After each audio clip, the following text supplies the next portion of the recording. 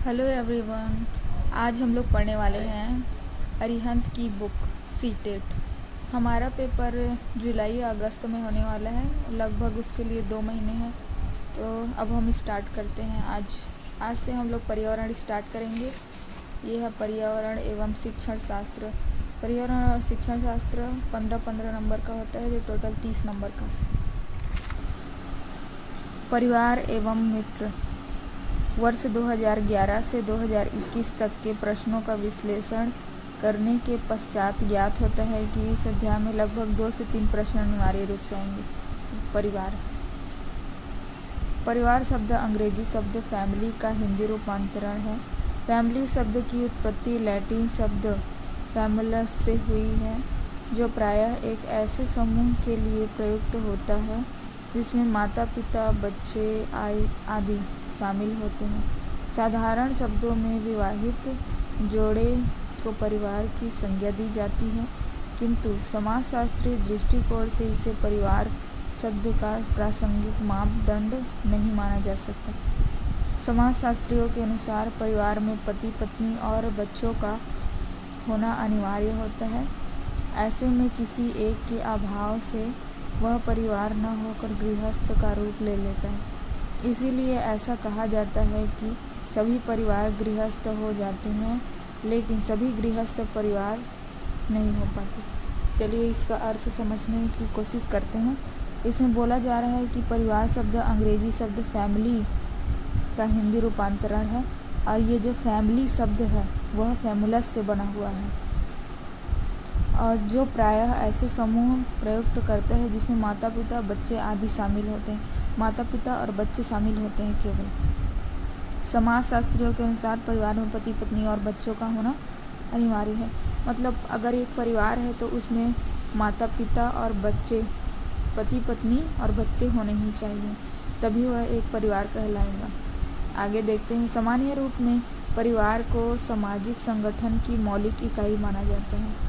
मतलब समाज संगठन की मौलिक इकाई कहने का मतलब है एक मौलिक इकाई माना जाता है। परिवार से ही बालक की प्रारंभिक शिक्षा प्रारंभ होती है। मतलब जो परिवार है वही पहला शिक्षक होता है एक बच्चे का। बालक परिवार के द्वारा ही प्रेम सहयोग अनुशासन आदि गुण सीखता है। समाज में परिवार अत्यधिक महत्वपूर्ण होता है। आप खुद सोचिए कि परिवार में अगर प्रेम सहयोग और अनुशासन है तो बच्चा स्वयं ही उससे सीखेगा, क्योंकि बच्चा अनुकरण करके सीखता है। मैकाइवर एवं पेज ने परिवार को परिभाषित करते हुए क्या कहा है? परिवार पर्याप्त निश्चित यौन संबंध द्वारा परिभाषित एक ऐसा परिसमूह है जो बच्चे के साथ जनन एवं पालन पोषण की उचित व्यवस्था रखता है। ठीक, उचित व्यवस्था इतना समझ में आ गया होगा। परिवार एवं पर्याप्त निश्चित यौन संबंध द्वारा परिभाषित एक ऐसा समूह है जो बच्चे के जनन एवं पालन पोषण की उचित व्यवस्था रखता है। अगला क्या है? परिवार के कार्य। मैकाइवर ने परिवार के कार्यों को 2 भागों में विभाजित किया है, आवश्यक और अनावश्यक। मैकाइवर ने क्या किया है? 2 रूपों में विभाजित किया है परिवार के कार्य को, आवश्यक और अनावश्यक। परिवार के आवश्यक कार्यों में घर के विभिन्न प्रावधानों को सम्मिलित किया जाता है, जबकि अनावश्यक कार्यों में मनोरंजन से संबंधित कार्यों को सम्मिलित किया जाता है। आर्थिक क्रियाकलाप, शैक्षणिक क्रियाकलाप तथा लैंगिक व प्रजनन के क्रियाकलाप परिवार के आवश्यक कार्यों में सम्मिलित किए जाते हैं। ऑगबर्न और निम्कॉफ ने पारिवारिक कार्यों को 6 वर्गों में विभाजित किया है। आर्थिक, प्रक्रियात्मक, रक्षात्मक, आनंदप्रद, धार्मिक और शैक्षणिक क्रियाकलाप। लुंडबर्ग ने परिवार के 4 प्रमुख मूलभूत क्रियाकलाप बताए हैं। इसमें प्रमुख रूप से प्राथमिक समूह का संतोष, श्रमिकों का सहयोग व विभाजन, बच्चों की देखभाल व प्रशिक्षण तथा यौन व्यवहार और प्रजनन का नियमन आदि सम्मिलित है। परिवार की विशेषताएं क्या होती हैं? परिवार की अनेक विशेषताएं होती हैं जो निम्नलिखित हैं। पहला है वंशानुगत संबंध। पारिवारिक सदस्यों के बीच वंशानुगत संबंध होते हैं तथा कुछ विभिन्न गुण एक पीढ़ी से दूसरी पीढ़ी में चले जाते हैं। तो वंशानुगत संबंध में क्या है? वंशानुगत संबंध में जो गुण होते हैं वह एक पीढ़ी से दूसरी पीढ़ी में चले जाते हैं, बोला जा रहा है। सामाजिक संस्था।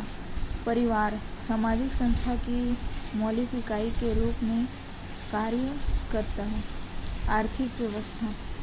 पारिवारिक सदस्य अपने सभी सदस्यों की आर्थिक स्थिति को बेहतर करने के लिए वित्त की व्यवस्था करते हैं। वैवाहिक अनिवार्यता।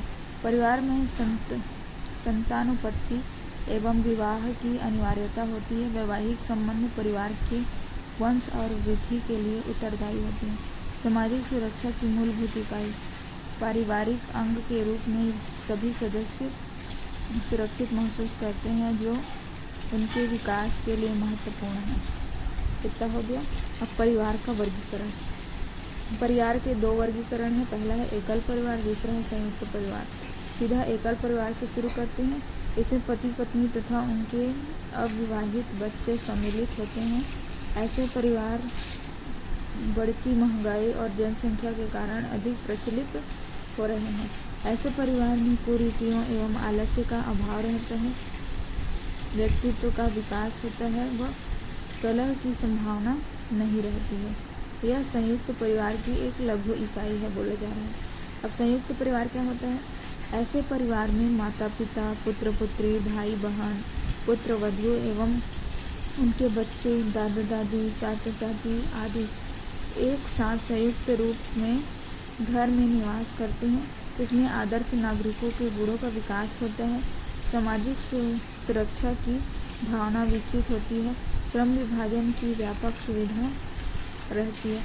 आलस्य का अभाव रहता है। भारतीय सामाजिक परिवेश में संयुक्त परिवार की जीवन का आधार है। अब हम लोग पहुँच गए हैं आगे। अब देखते हैं परिवार के अन्य प्रकार। परिवार के अन्य प्रकार निम्न हैं। पहला है मातृस्थान परिवार। तो यह परिवार वह प्रकार है जिसमें विवाहित युगल स्त्री के परिवार के साथ निवास करते हैं। कहने का मतलब ये है कि यह एक ऐसा परिवार है जिसमें विवाह के बाद जो है स्त्री के परिवार के साथ रहते हैं, तो वह कहलाता है मातृ परिवार। लेकिन अगर पितृस्थान परिवार में क्या होता है? यह परिवार वह प्रकार का है जिसमें विवाहित युगल पुरुष के परिवार के साथ रहते हैं। मतलब विवाह होने के बाद जो है पुरुष के परिवार, जो दो लोगों की शादी हुआ तो जो पुरुष है उसके परिवार में यदि रहने के लिए जाते हैं तो पितृस्थान। आप लोग को पता ही होगा, ऐसा ही हमारे समाज में चलता है। क्योंकि वैवाहिक परिवार यह एकल परिवार का ही रूप है। इसमें संतान बढ़ाने वाला परिवार भी कहा जाता है। यह वह परिवार होता है जो एक के बाद एक के विवाह के बाद बनता है। समरक्त संबंधी परिवार यह भी संयुक्त परिवार का ही एक रूप है। इसको अभिविन्यास परिवार भी कहा जाता है। इसमें समान रक्त समूह के लोग सम्मिलित होते हैं क्योंकि इनकी उत्पत्ति एक ही रक्त से होती है। अब आगे देखते हैं परिवार का महत्व। परिवार के महत्व को हम निम्न रूप में देख सकते हैं। परिवार ही एक प्रासंगिक स्थान है जहाँ सर्वप्रथम बालक का समाजीकरण होता है। परिवार के बड़े लोगों का जैसा आचरण और व्यवहार होता है, बालक का भी वैसा ही आचरण और व्यवहार करने का प्रयत्न करता है। बालक के परिवार की सामाजिक स्थिति भी बालक के सामाजिक विकास को प्रभावित करती है। माता पिता के स्वास्थ्य और शारीरिक रचना का स्वभाव उनके बच्चों पर भी पड़ता है। यदि वे रोगी और निर्बल हैं तो ऐसी संभावना होती है कि उनके बच्चे भी वैसे ही हो सकते हैं। स्वस्थ माता पिता की संतान का ही स्वस्थ पारिवारिक शारीरिक विकास होता है। बालक के स्वाभाविक विकास में वातावरण के तत्व सहायक होते हैं। बालक को सही वातावरण उपलब्ध कराने की जिम्मेदारी उनके परिवार की ही होती है। बालक की नियमित दिनचर्या का प्रभाव उनके शारीरिक विकास पर पड़ता है और इसे नियमित करने की जिम्मेदारी भी परिवार की होती है। बालक के उचित पारिवारिक विकास में उसे अपने परिवार से प्राप्त प्रेम एवं सुरक्षा की भावना का भी अहम योगदान होता है। बालक की समुचित पारिवारिक विकास हेतु खेल एवं व्यायाम के लिए समुचित सुविधाएं एवं समय उपलब्ध कराने की जिम्मेदारी भी उनके लिए होती है। बालक का ही मानसिक क्षमता के विकास में उसके वंशानुक्रम का प्रमुख योगदान होता है, जो उसे उनके परिवार से प्राप्त होता है। मानसिक विकास में बालक के भाषा विकास का भी महत्वपूर्ण योगदान होता है। इसमें उनके परिवार की भूमिका सर्वाधिक अहम होती है। परिवार जिसमें माता पिता में अच्छे संबंध होते हैं, जिसमें वे अपने बच्चों की रुचियाँ एवं आवश्यकताओं को समझते हैं एवं जिसमें आनंद एवं स्वतंत्रता का वातावरण होता है, इसका सकारात्मक प्रभाव बालक के मानसिक विकास पर पड़ता है। अच्छी आर्थिक स्थिति वाले परिवार में ही बालकों को पौष्टिक भोजन, सही शिक्षा का वातावरण, खेल एवं मनोरंजन के अवसर आदि उपलब्ध होते हैं। माता पिता की शिक्षा का भी बालक के मानसिक विकास पर प्रभाव पड़ता है, बोला जा रहा है।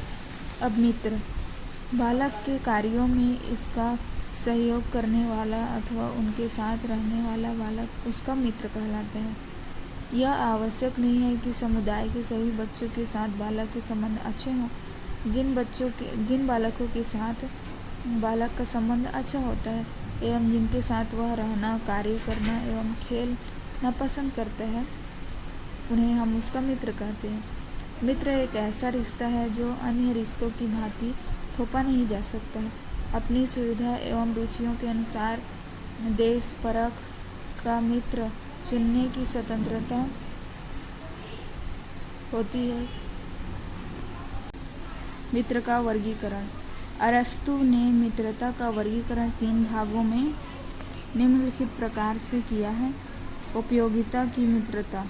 इस प्रकार की मित्रता मित्र वह होता है जिसकी मित्रता में अपना ही हित दिखाई देता है, मतलब केवल स्वार्थ ही के लिए मित्र बनाता है। और आनंद की मित्रता। इस प्रकार की मित्रता मित्रों के बीच आपसी हित को लेकर सहमति होती है एवं जो अपनी आपसी खुशी मित्रों के बीच बांटते हैं। अच्छी मित्रता। इस प्रकार की मित्रता में 2 मित्रों के बीच आपसी सम्मान का भाव होता है और वह एक दूसरे के साथ का आनंद लेते हैं। इससे मित्रता हित पूर्ति व आनंद के लिए नहीं होती। ये सबसे अच्छी मित्रता है। मित्रता का महत्व। मित्र व मित्रता का महत्व बच्चों के सर्वांगीण विकास में सहायक सिद्ध होता है। इस प्रकार से मित्रता के कुछ महत्वपूर्ण निम्नलिखित हैं। एक मित्र बालक के खेल कूद व अन्य कार्यों को संपन्न करने में सहायक होता है।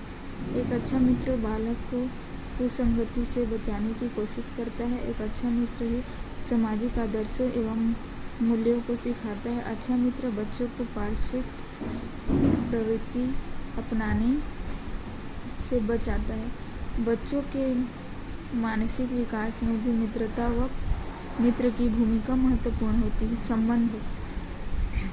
चलिए अब संबंध को देखते हैं। संबंध वह बुनियाद होती है जिसमें 2 अथवा 2 से अधिक लोग खून या विवाह और भावनाओं के आधार पर एक दूसरे से जुड़े होते हैं। बालक परिवार के में सदस्यों एवं रिश्तेदारों से प्रत्यक्ष और परोक्ष रूप से आदर्शों, मूल्यों, रीति रिवाजों एवं विश्वासों आदि को धीरे धीरे सीखता है।